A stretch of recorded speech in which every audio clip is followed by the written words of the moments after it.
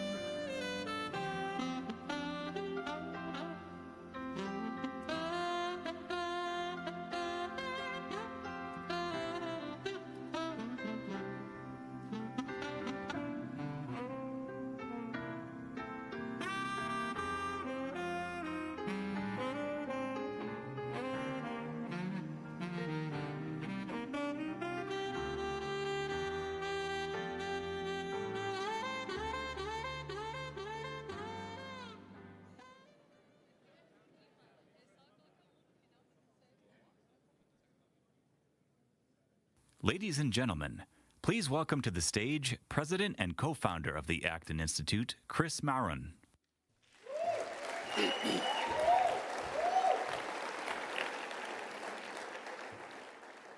Wow. What a great crowd. Good evening, everybody, and welcome to Acton University 2023.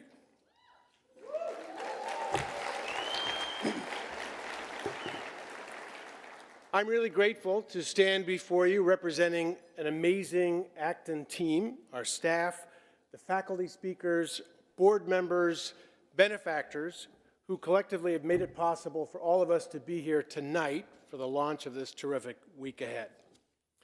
Now, behind me you see some slides, and they depict very impressive stats of our genuinely diverse audience. And I must tell you that these slides are already out of date. As I'm told, we'll shortly crest 1,000 online participants, which will equal and surpass the number in this room tonight. Now we have 100 countries represented and terrific delegations from all over the world, including Brazil. Woo.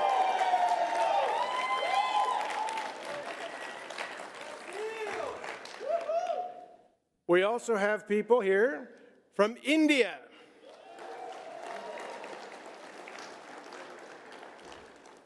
Likewise, a great delegation from Nigeria.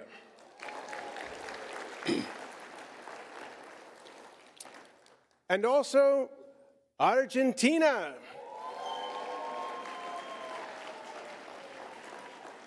And while these countries all have very large delegations of a dozen or more, some countries are represented by a single brave delegate. I give you one example, the Dominican Republic. She's out there, I promise. Now, by now, it's abundantly clear to you, I'm sure, that we are wonderfully and beautifully diverse, a mosaic of what a free and virtuous society could look like. We are evidence that faith, even radically different faith claims, can unite us in a world where religious faith and practice is badly under siege. And we in this room know that faith can help build a culture of love, dignity, and respect for every individual. And we know in this room that faith can protect and buttress individual freedom. The building, therefore, of a free and virtuous society begins with us. It will not come about by a homogenization of our views, but an appropriate mutual respect of our diverse claims, cultures, and experience. Now, many of you may know Lord Acton's most famous quote, "Power tends to corrupt, and absolute power corrupts absolutely." But I'm fond of another of Lord Acton's sayings, which I think is at the heart of the Acton enterprise, and it is this: freedom is not the power to do what we want, but the right to do what we ought. The free and virtuous society, we believe, must be rooted in freedom, indeed, but freedom guided by morality. Now, as we go through these few short days together, remember that what we do here is a model for the world. I wish you a blessed week of challenged assumptions, new ideas, friends, and networks, and most importantly, the hope and inspiration that we are called to be salt and light to the world. Now it's my pleasure to introduce my colleague, Dr. John Pinheiro, who will offer a blessing over our meal. Dr. Pinheiro was appointed Acton's Director of Research just over a year ago. He came to us directly as a tenured professor of history at Aquinas College, where he founded and ran the popular Semester in Rome program and the college's Catholic Studies program. Dr. Pinheiro is a specialist in the American founding and American religious history and is the author of numerous articles and several books. Please join me in welcoming Dr. John Pinheiro.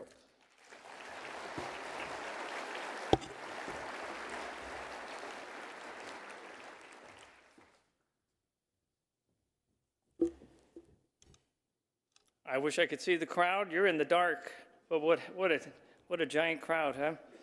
During my 18 years as a history professor, as Chris mentioned, one of the things I look forward to every year was Acton University. It's probably just about my favorite week of the year. I mentioned that to my wife yesterday, and she said, don't say it's your favorite week, that should be Holy Week. So we'll call it my second favorite week. Now as Director of Research at Acton Institute, Acton University is my hardest week of the year, but it's still my favorite. Its mission is close to my heart.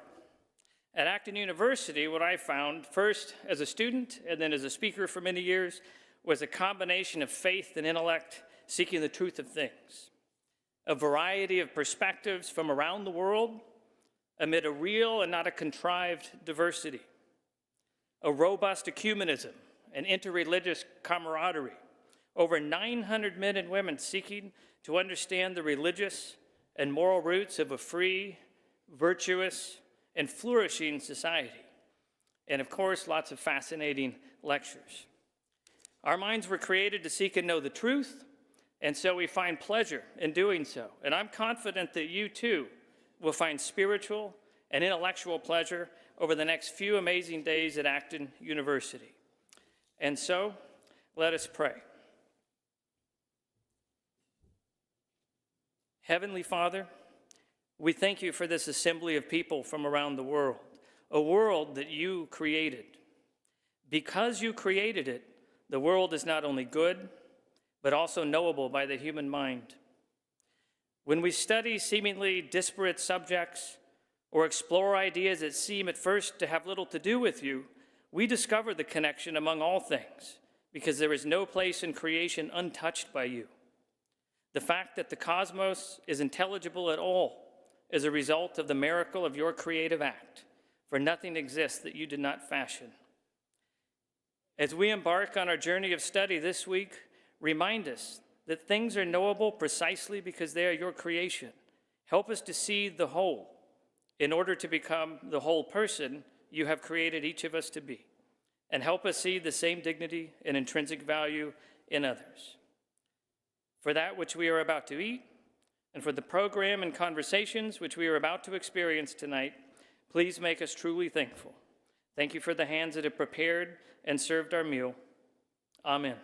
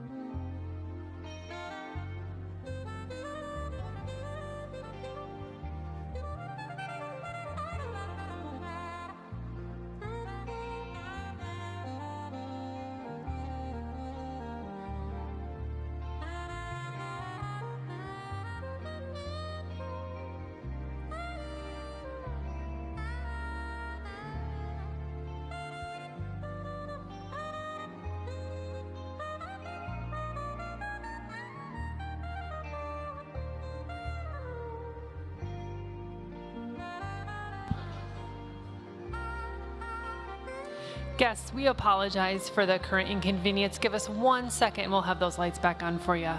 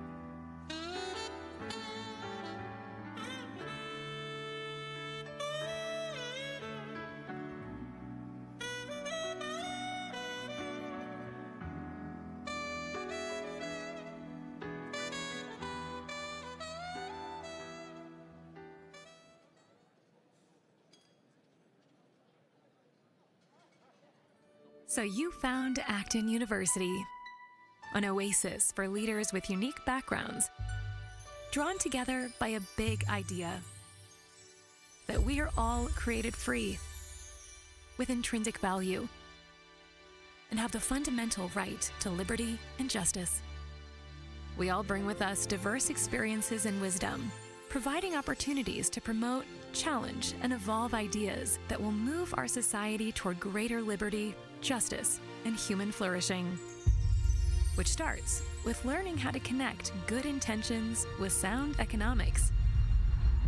Please attend all 11 sessions and the 4 plenaries. Attend only the lectures you signed up for, or you might take someone else's spot. And get to your lectures on time. Keep all conversations thoughtful and respectful. Be courteous. Be kind. Be free. At Acton University.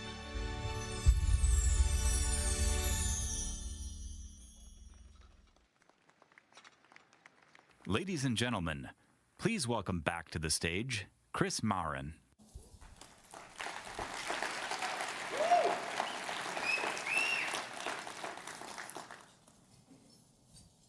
Good evening again, and a special welcome to our live streaming audience, which has just now joined us from all over the world. Tonight, it is our privilege to welcome a thoughtful conversation about religion and public life through the lens of a nationally recognized journalist, Lauren Green, and Acton's own President Emeritus and co-founder, Father Robert Sirico. I'd like to invite them to the stage at this time.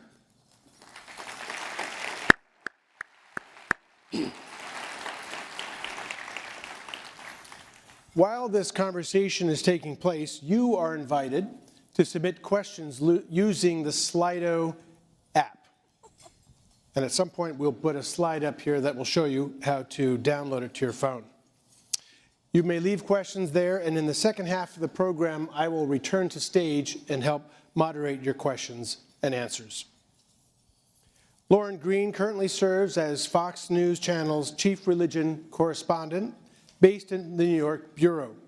She joined Fox News in 1996. She reported live from Rome in 2013 on the election of Pope Francis, as well as on the retirement of Pope Benedict. Additionally, she provided live coverage of the beatification of John Paul II from Rome in 2011 and Pope Benedict's visit to the United States in 2008. Prior to joining Fox News, Green served as an anchor and correspondent for several Midwest stations. Outside of her career at Fox News, Green is a reputable concert pianist with a degree in piano performance from the University of Minnesota. A graduate of Northwestern University's Medill School of Journalism, Green was named Miss Minnesota in 1984 and was the third runner-up in the 1985 Miss America contest.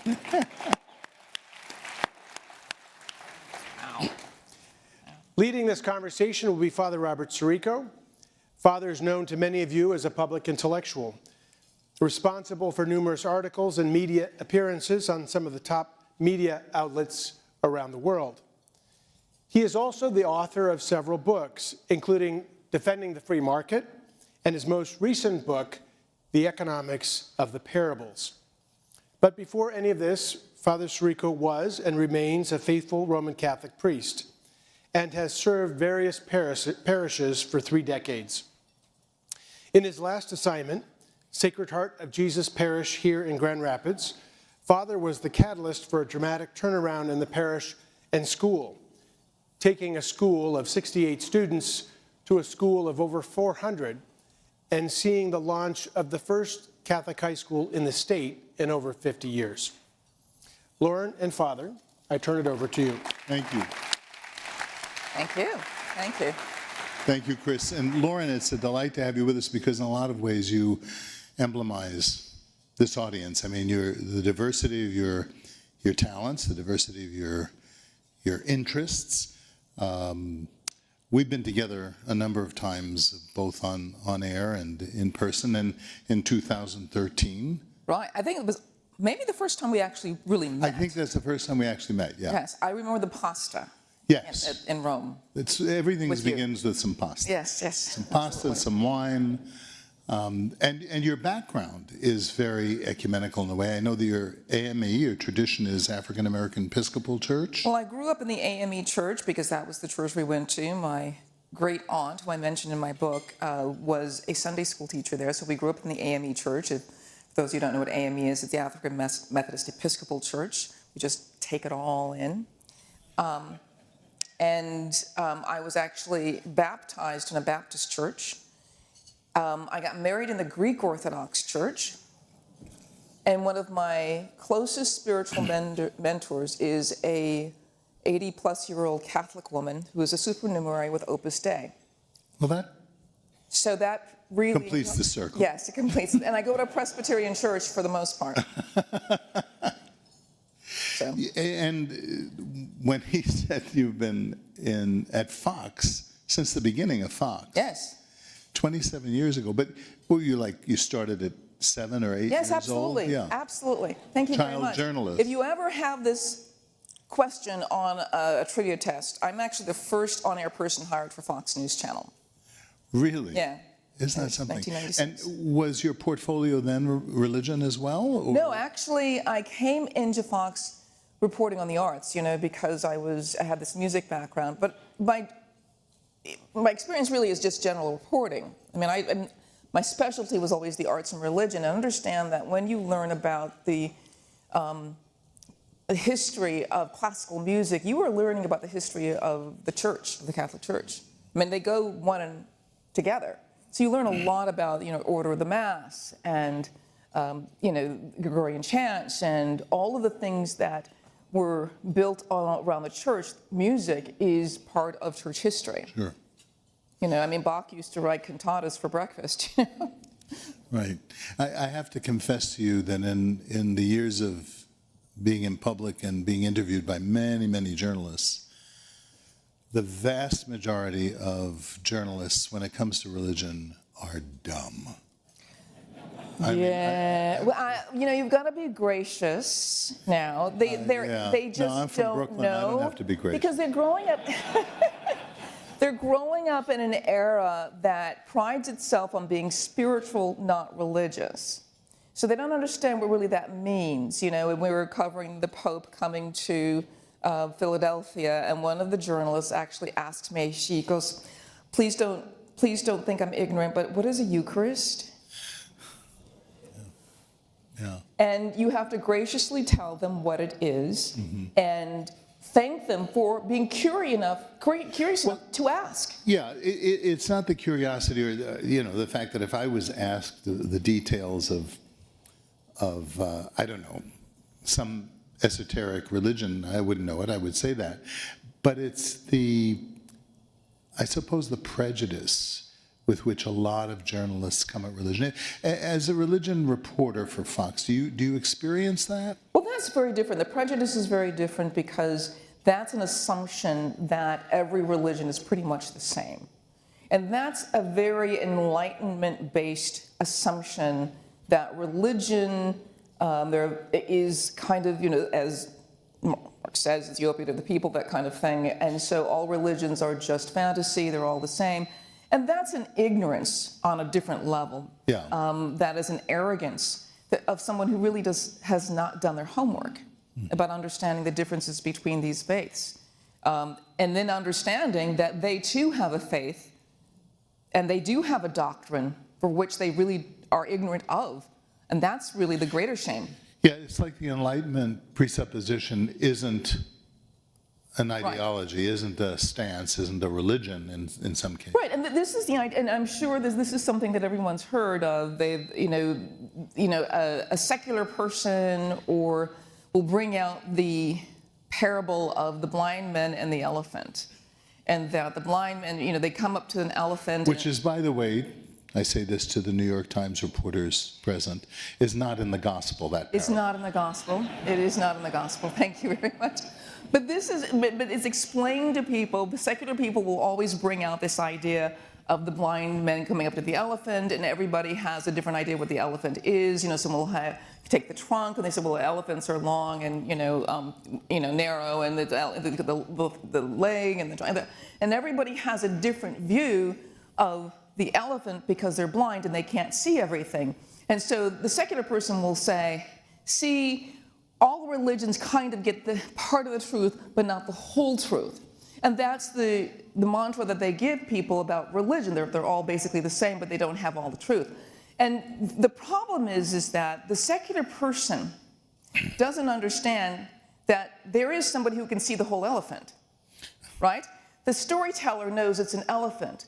And so the secular person is putting themselves in the place of the storyteller, assuming that he has the truth and no one else does. The same thing that everybody else is doing, only they think their truth is more important than everybody else's. Because they assume a position of authority. The only reason you would know that there is no God or there is a God is if, empirically, is if you were God. Right. Do you think that analogy, though, because I mean, I think most of us in this room have heard that from our secular friends as a kind of epistemological response. Do you think that the conversation today has moved beyond that so that it is a rejection of truth as such? So it's not like, oh, well, the truth is made up of these different parts of the elephant, and that's the elephant is true, but we don't know anything. We have to keep everything. I mean, the reluctance of people to debate questions of truth.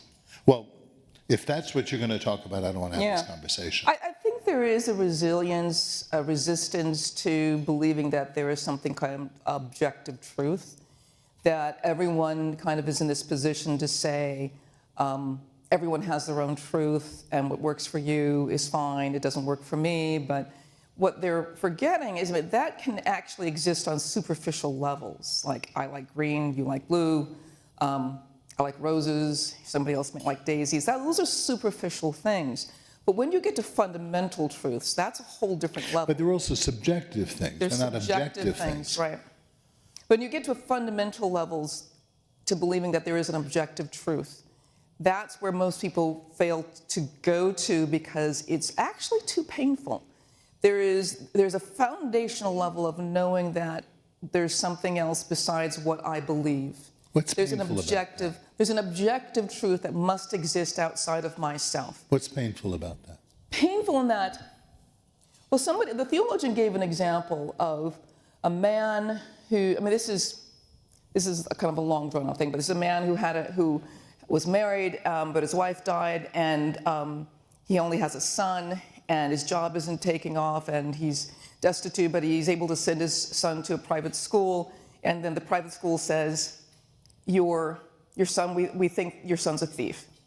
And he says, no, those people just hate my son, and that's an excuse, and they then have an excuse for it. So he moves his son out of that school to another school, and then a few months later, the same school, I think your son's a thief. No, we've got this figured out. People are jealous of him, and that's why. And it happens 2 more times. The reason what we're talking about is that on a higher level, the man has made excuses for his son, but on a fundamental level, he knows his son's a thief. This is the same idea behind objective truth. We know that there is an objective truth, but it may become too painful to bow down to it because it means giving up too much. The Apostle Paul told about people know the truth, but they suppress it. You can't suppress something that you don't know is there. So there are a lot of these different levels that we have that says, everyone has to decide truth for themselves. And it seems totally plausible. It seems totally real. I like playing piano, I do this, but I'm saying these are superficial levels.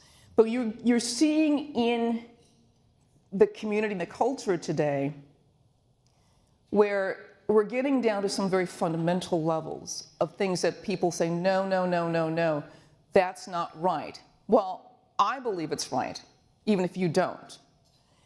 And when 50 years ago, America was all sort of breathing the air of Christianity, we didn't question a lot of things because it was just the way we lived. But now we're getting down to some of those fundamental levels, and now people are pushing back. Do you think this fear, I'll put it in my words, but I think this is implied in what you said, is that people are afraid of judgment, the judgment of the truth? I'm not sure if that's the truth. I think people, individualistic societies like the one we live in today, do not like to bow down to any authority. We are these autonomous beings that want to create our own worlds. Okay. And so I think that's more it rather than being fear of being judged. I don't think people are afraid of being judged in the sense of bowing down to an authority. Don't you know, I mean, I think they're afraid of being judged by other people if they stand up to a truth. Well, then how much more ontological must the fear be that they're going to be judged by the universe or God or an because absolute you can actually listen. A lot of us are practical atheists running around today, believing. One pastor put it this way. We live like there's no God, but we die believing there is a God because we want to go to that God. There is something about us that we are functional atheists, praying to God, that once a week, 2 times a week, whatever, going through rote prayers. But when it comes to fundamentally worshiping the risen Lord, or wherever when you actually, make it your foundation, make the authority in your life, that's a whole different ballgame. There was a cultural moment, I think it was last week on Jeopardy. Oh yes. Yeah. Hallowed be thy name. Yeah. Do you know what we're talking about? Let's bring everybody into this. Okay. So Jeopardy is an American television show, and you're asked questions, and they put up a quote, and our Father which art in heaven, blank be thy name.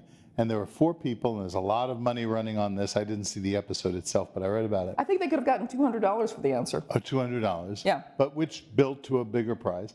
And they just fill in the blank.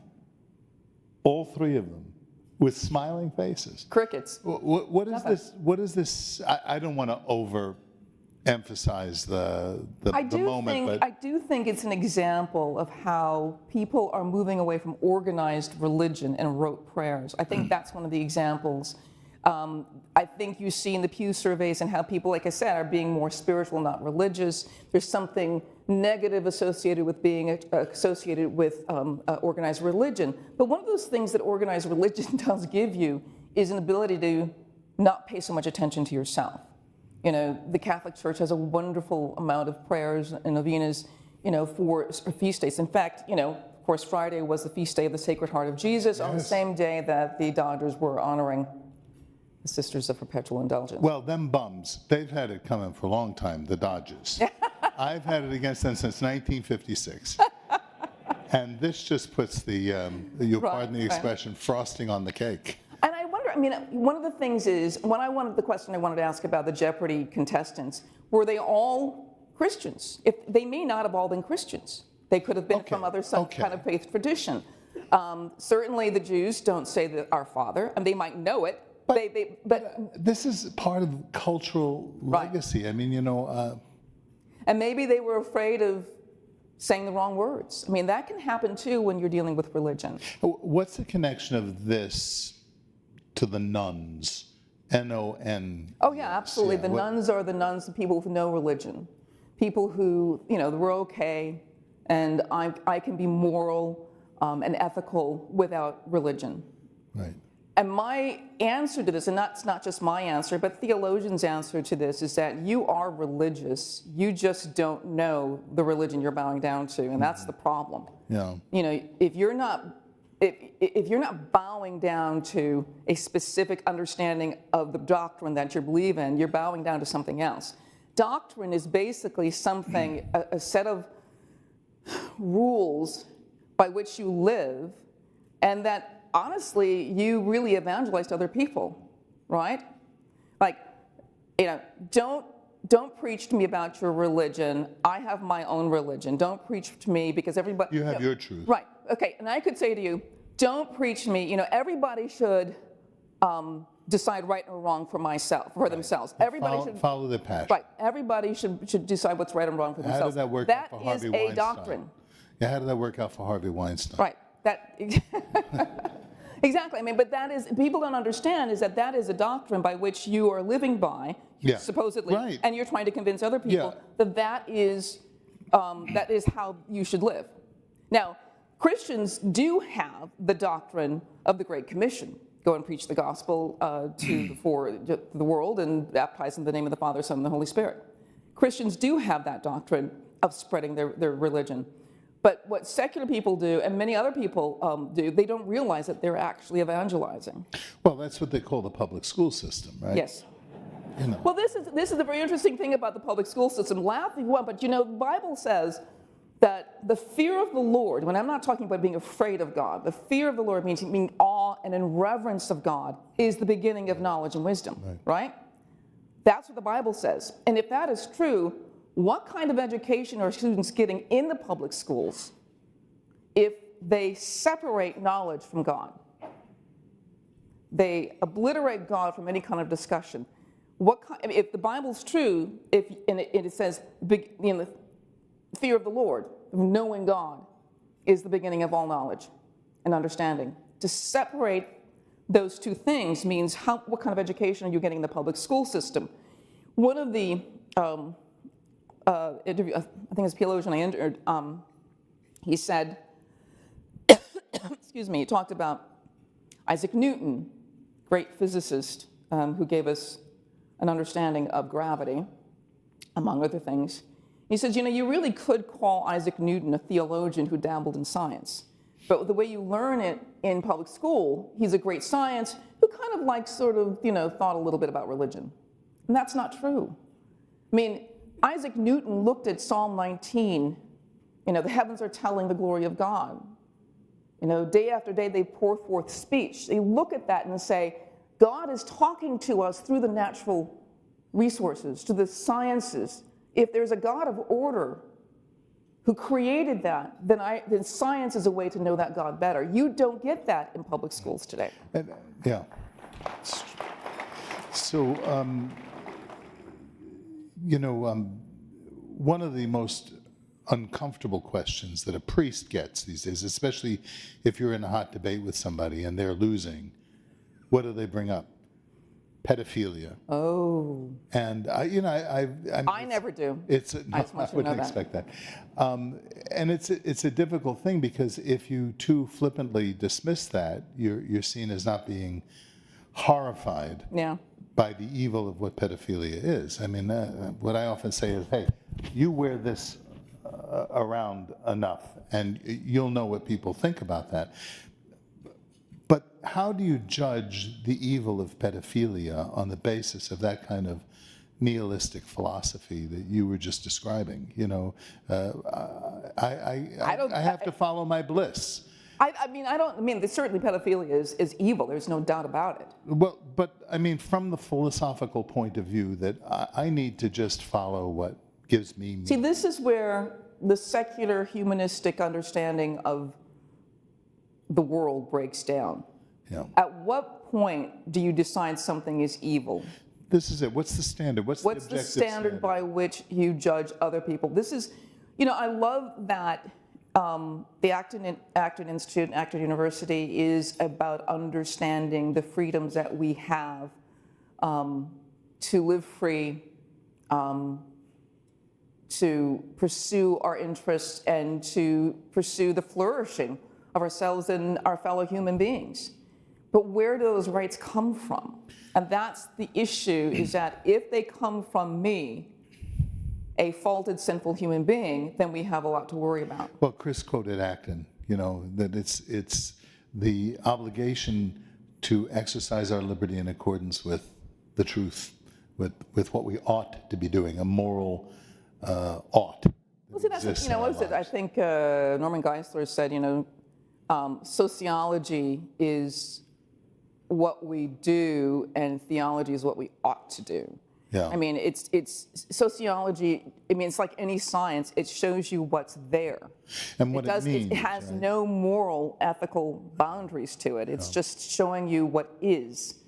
You know, science cannot tell you if something is moral or ethical. It can simply look at the evidence and say, this is what is. Right. If you want morals and ethics, you know, go to the philosophy department or go to the theology department, but you're not going to find it in science. But what theology does is give you also meaning, not just the facts. Right.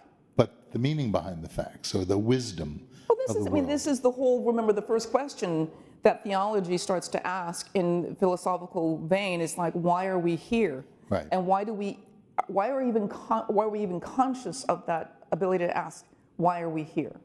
What's the purpose of life? Where have I come from? Where am I going? If we're all just animated pieces of meat, then why should there be something like justice? That brings up the idea of pedophilia. If we're just animated pieces of meat that have no moral foundations at all, except what we've just made up, then we have no answer for something like pedophilia. It's just something like somebody does. Why do you bring up justice if there's no God? Yeah. Or no standard, no objective Or standard. no objective standard, which that's the big T behind the idea of God. When people are saying that there is no God, I wonder, it's like, well, why do you say that? I mean, I can bring up the teleological arguments or the cosmological arguments and all sorts of other arguments, that say this is the existence of God. But the bottom line is a lot of atheists who've been converted to Christianity or any religion do so not because they were convinced through an intellectual argument, because they had a revelation that God was there. All of their intellectual arguments went out the window because something happened in their life that said, I believe. Or that their instincts, their intuitions were confirmed about meaning, because you don't have to be a believer to believe in meaning, but you need to be a believer in order to ground meaning. Right. I mean, everybody wants to have a well, that's what I'm saying about first order beliefs and second order beliefs Right. and third order beliefs. First order beliefs are the belief that we know there's a God. Yeah. Then we've got these second and third and fourth order beliefs that we concoct that either can confirm God's existence and we live by that, or they subvert it to make us believe that God does not exist, or God, if he does exist, has no bearing on my life and doesn't care what I do.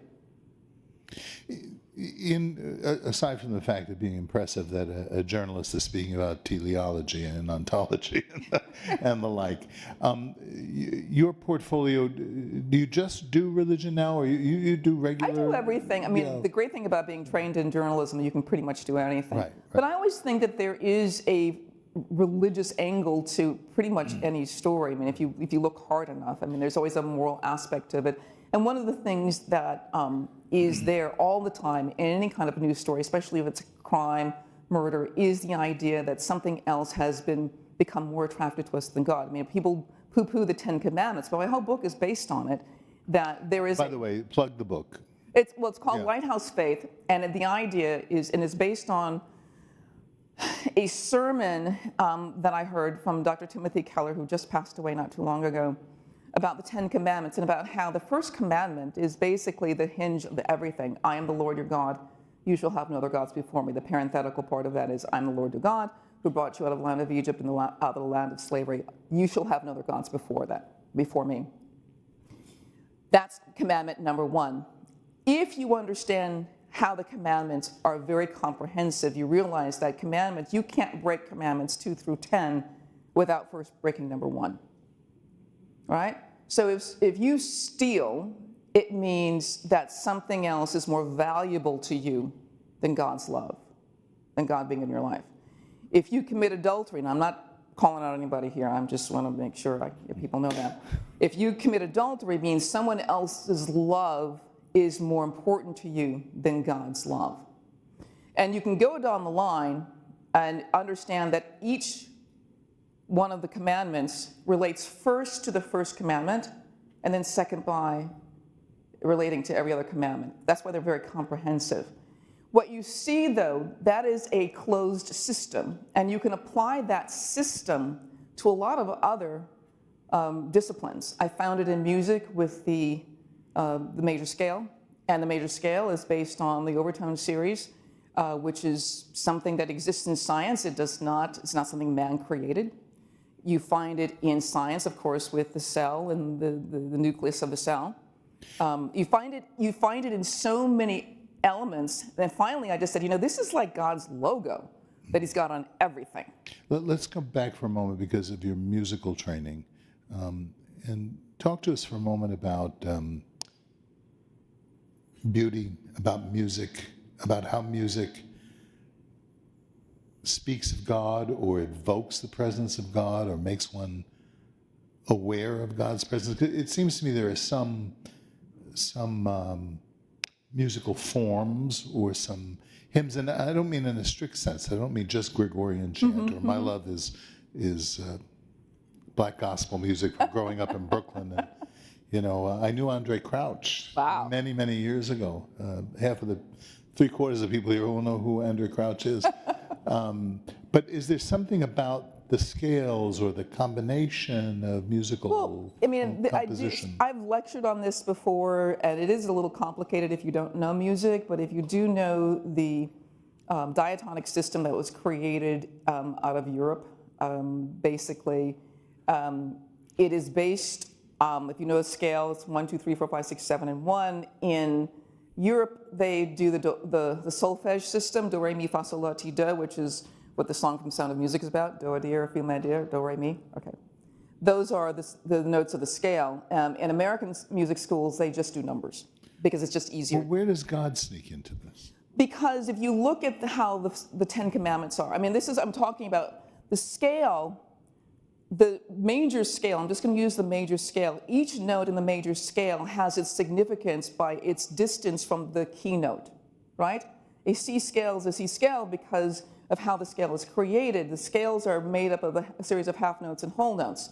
If you move that, you just plug in that formula and you'll find a D scale or a flat scale or whatever the scale is. But anyway, each note in the scale, it relates first to the keynote, the interval from the keynote. That's how it gets its marching orders. That's how harmony is created. And second, it relates to the other notes in the scale. That's exactly how the Ten Commandments are formed. It's exactly how it's formed. And it's based on the diatonic system is based on the vibrating string, right? And that's where the overtones come in. That's why man did not create this. He basically ordered it in order to create this diatonic system, which is a system that, even though it's out of Europe, can actually be plugged into any kind of musical system, whether it's, you know, Hindu music or Indian music or this music. It's basically the same thing. In fact, what the diatonic system did was able to actually create this harmony by which you can move from key to key and it makes sense. That's why that music sounds so great. And it's orchestral music, it's gospel music, it's country music, it's new age music. All of this is based on this diatonic system. And so the music that doesn't adapt to this? So we have this, in this scale, there is dissonance and consonance. And dissonance is what your ear hears. It's like there's this strain and you want it resolved. And then there's consonance where it's just beautiful, it just sits with us. And this series of dissonance and consonance of a dissonant needing to be resolved, this is in music all the time. What we hear, physicists, I guess the guy who does the body, they actually looked at how the ear hears, and you can actually see how we actually register a dissonance, and that's very common to everyone, that we recognize this dissonance. One of the things that C.S. Lewis did, and I don't know if he understood music, I'm pretty sure he understood a little bit, but he talked in his Narnia Chronicles with Aslan, and he calls the world into being. He sings. The world is called into being and sings. And I think it's very interesting that physicists today are looking at string theory because, you know, the forces of nature, gravity and some quantum level, they don't always communicate.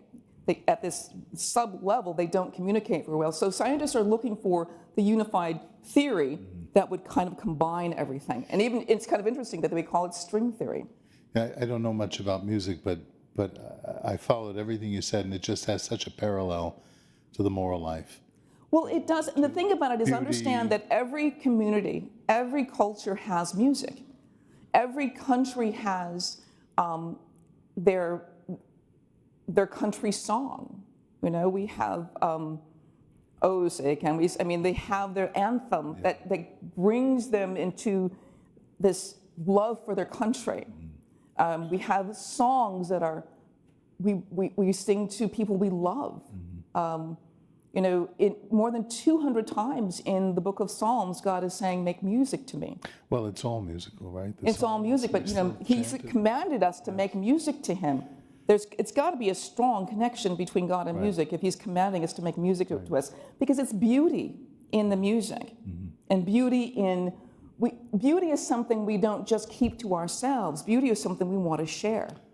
The true, the good, and the beautiful. If my timing is right, Chris is lurking somewhere to ask us questions from the audience. Where did he go?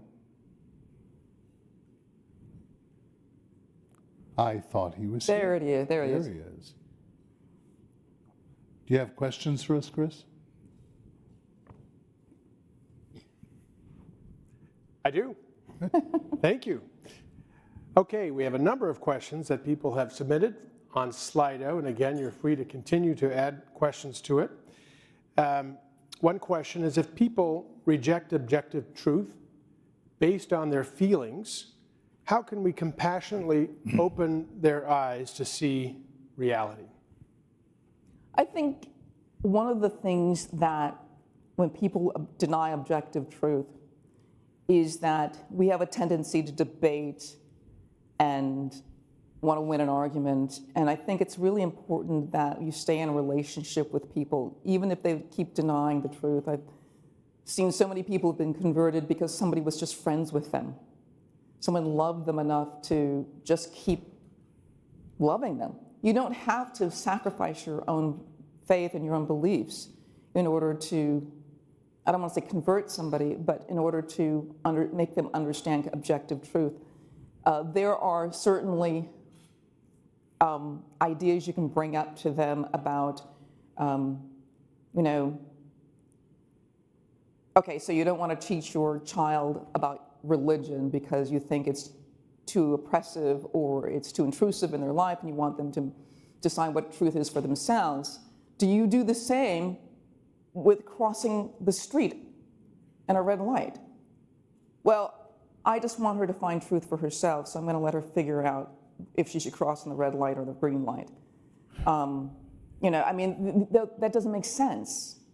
So the idea that there's an objective truth and that if there is salvation within the truth you know, and you know that that's going to save their lives, why would you keep it from them?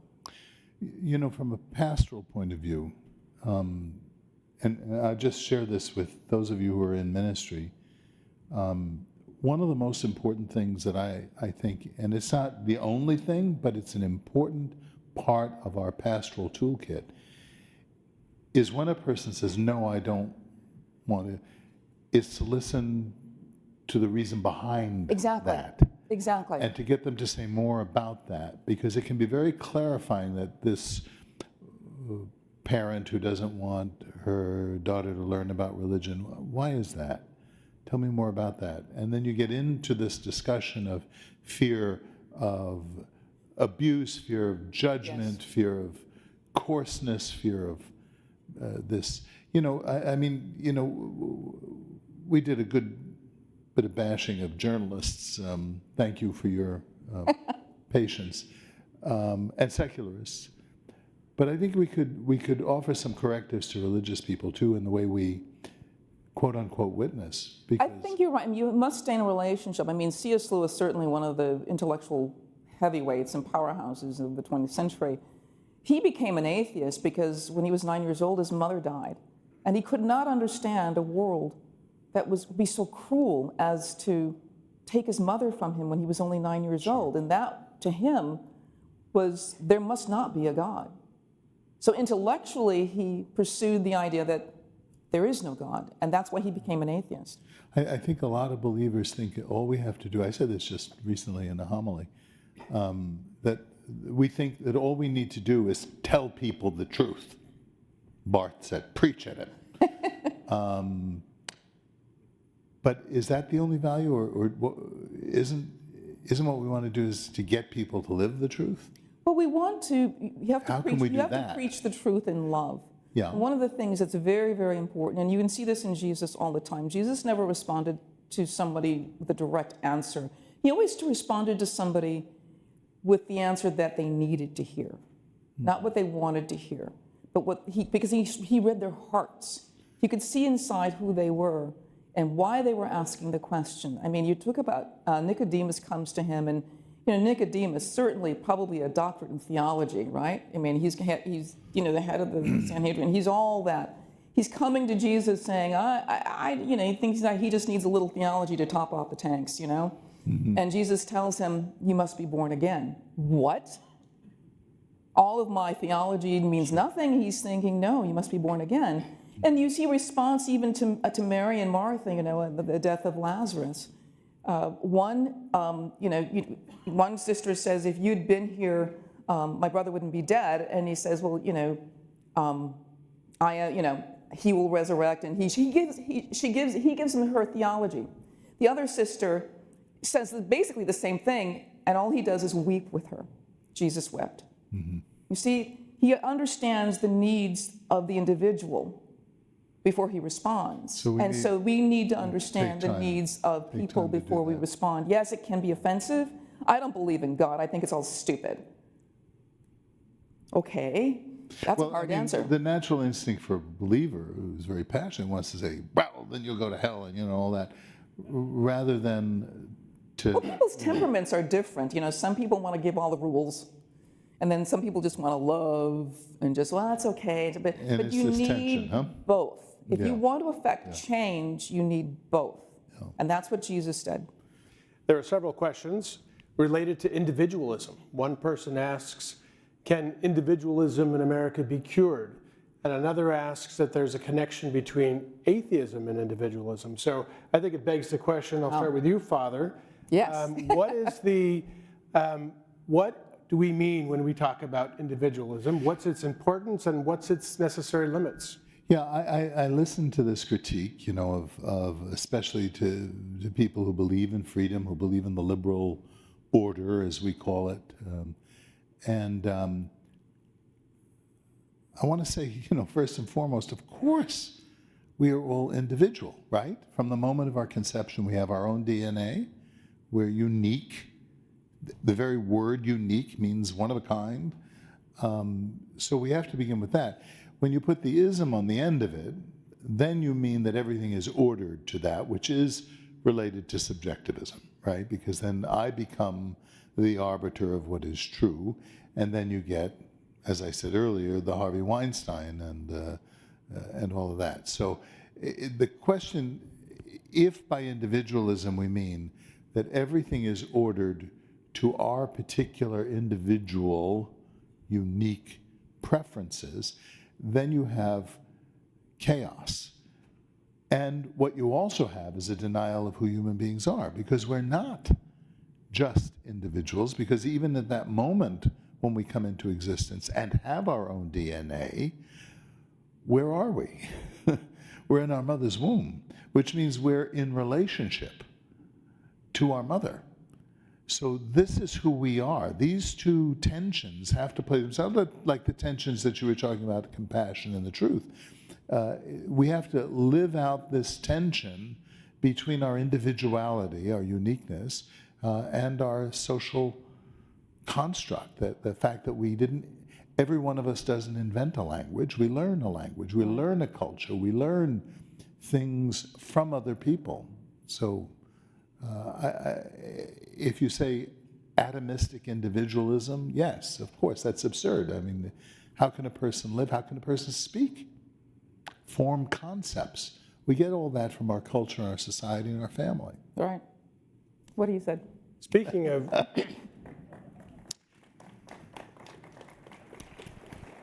We're not born alone. I mean, we're not in test tubes. We are born into a community. Right. We are conceived in another person's body. We are born into a community. We learn our language from that community. We learn dialects from the community. We learn the good things and the bad things. I was just talking to a man who runs a God is My Dad ministry, because his own dad left him when he was 9 months old, and so he didn't have a father, and he missed that father. So he created a ministry to say, God is my dad, because the issues in the community are so important. Fathers are so important to their children. But ultimately, making God your father helps fill that void. And Yeah, no, and coming off Father's Day, you all know Anthony Bradley, who has a set of wonderful lectures, and his whole passion is to promote fatherhood and the importance of the father in the home for the well-being of the children. We've talked about families just now, there is obvious decline in morality, lots of broken families, and rise in violence. Do these go hand in hand with people leaving the faith? And how can we change this course? There's a lot going here. One of the things I would recommend is Nancy Pearcey's book, War on Toxic Masculinity. I think it's a great book. I hear, yes, please. And she really does an exegesis of explaining how we got here. And it didn't just take the last decade. It's taken a couple of hundred, more than that, years to get here. But one of the things that she talks about, which blew me away, was that before the Civil War, 90% of freemen actually had their own businesses, farms, craftships, blacksmiths, anything. So the family worked together. It was the Industrial Revolution that basically took fathers outside the home and made these into separate entity so that their children never really got close to their father. And their father came home and he was kind of like the bull in a china shop because the household was running without him. And that began sort of this bifurcation of our existence, our domestic existence. So women were at home, fathers went to work, and the separation began.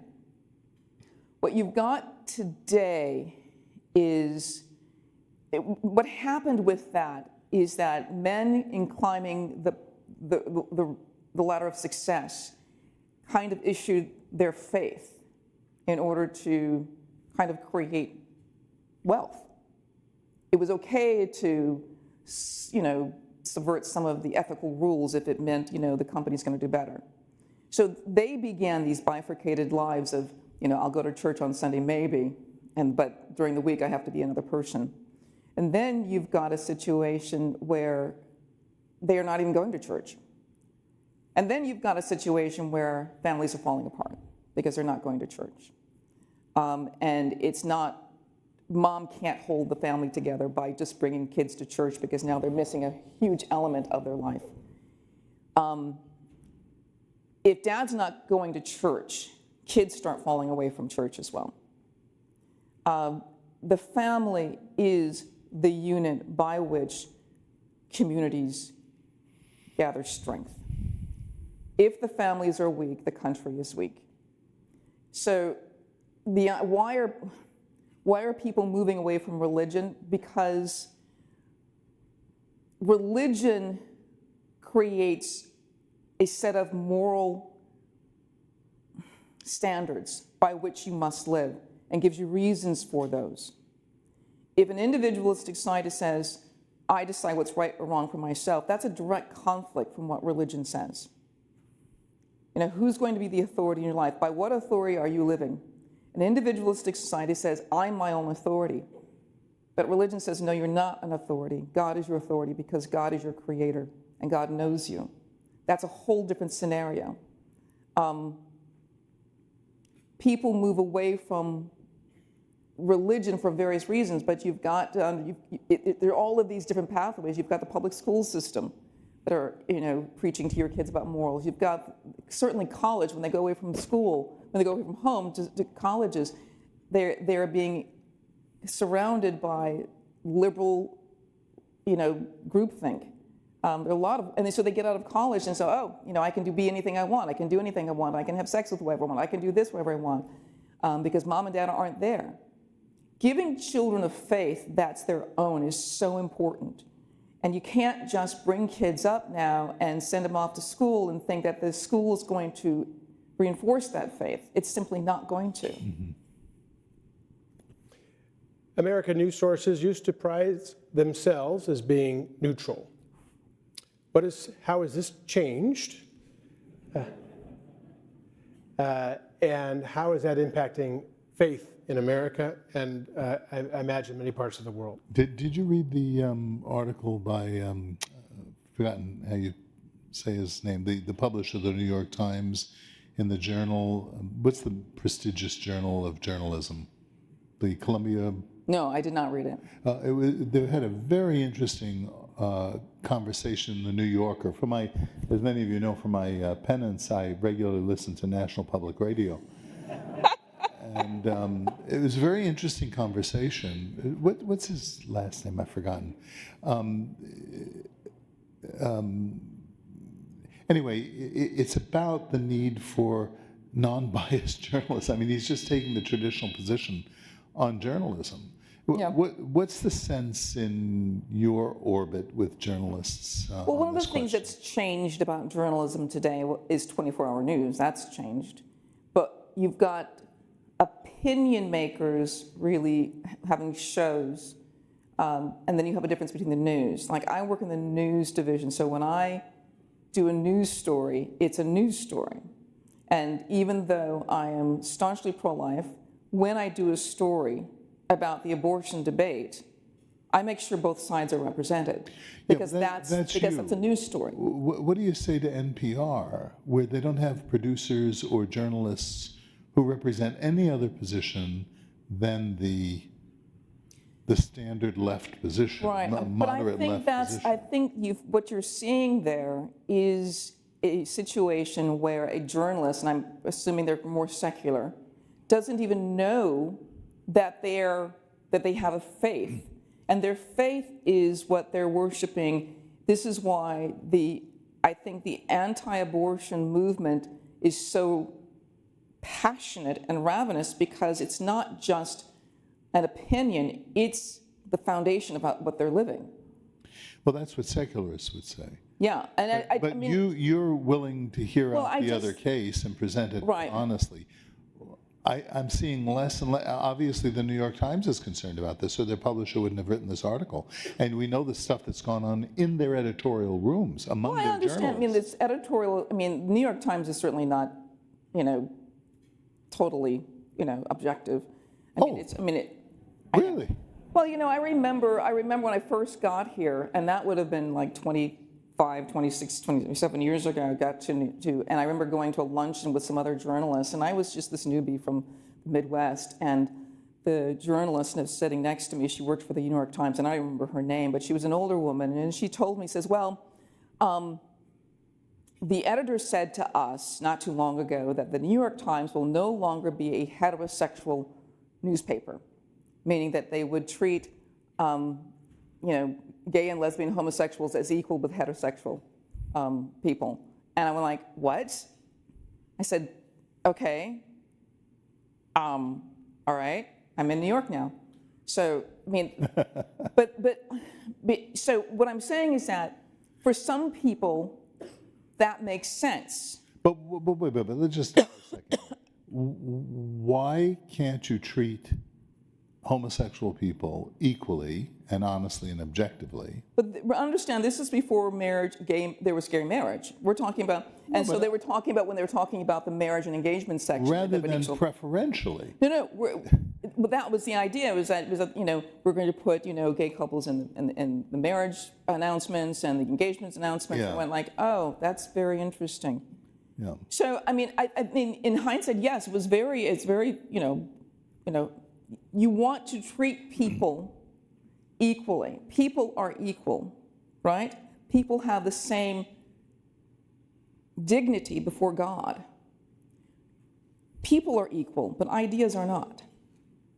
And I think you want to treat people. Well, in journalism, that's, I think, where a lot of journalists fall down, is because they don't realize the prejudices they have. I already know the prejudices I have.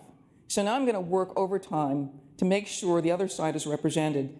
But the idea, I think a lot of journalists don't understand what they're not getting. If you don't understand, it's just like the public school system. If you don't understand the relationship between God, the whole idea of God, then you're going to miss a lot of things that, someone else might be seeing. It's very instructive to have read the report on Dodger Stadium and the event, because the presentation of the award to these clowns was reported very differently in each paper because it was an hour before the game began. Right. The stadium was basically empty. One of the people, one of these people in drag, modestly and very demurely said how he was, I know I've just committed a crime. He was surprised there weren't more people in the stadium. It was empty. And outside, there were thousands of people outside. Right. My point is to look at the way in which that was reported across the board. Some didn't even mention that there was nobody in the stadium. Right. People didn't come to support that. Well, an hour before the game starts, nobody's ever in the stadiums. I mean, they did it that way so that they wouldn't To avoid it. To avoid it. To avoid the thing. Well, it'll be interesting to see if there's going to be this Christian night or whatever they have at Dodger Stadium. Didn't the Dodgers lose that like 15-0 or something like They that? lost that, and they've lost the next two games. I told you, them bums. They got it coming. I'm not going to say it's a God thing, but, honestly. We have a room full of people of many different faith traditions.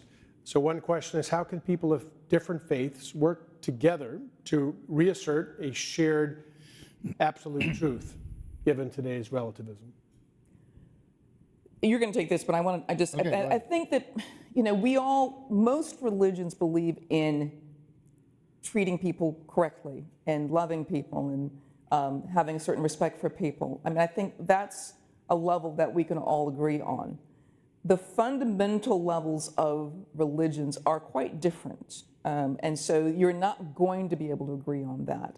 But one of the things a theologian talked about, because I've written about this before, he says, all religions can be false, but they can't all be true. So go out and understand that. But, if your faith says to be humble and to treat people as made in the image of God, then that's how you treat people.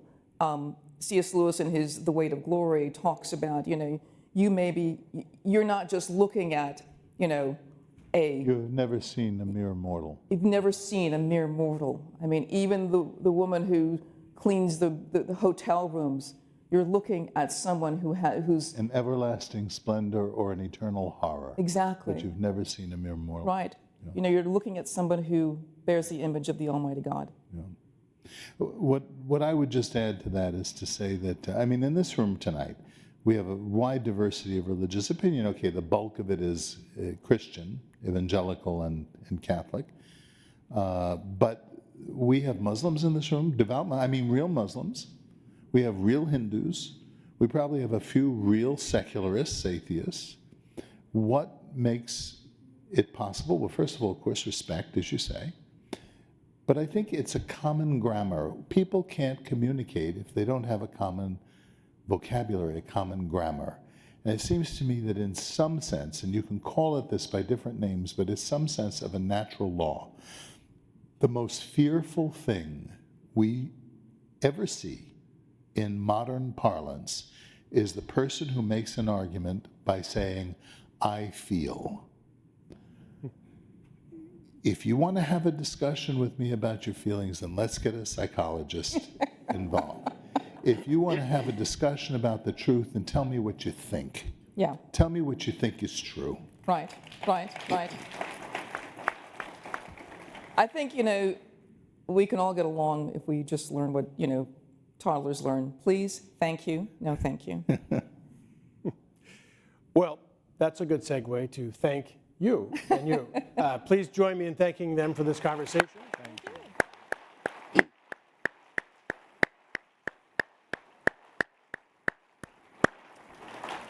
We do try to stay on time, and we know many of you have traveled a very great distance to be with us tonight. So we are going to end now as promised, but invite those of you who are still energetic to join us in hospitality right outside the room.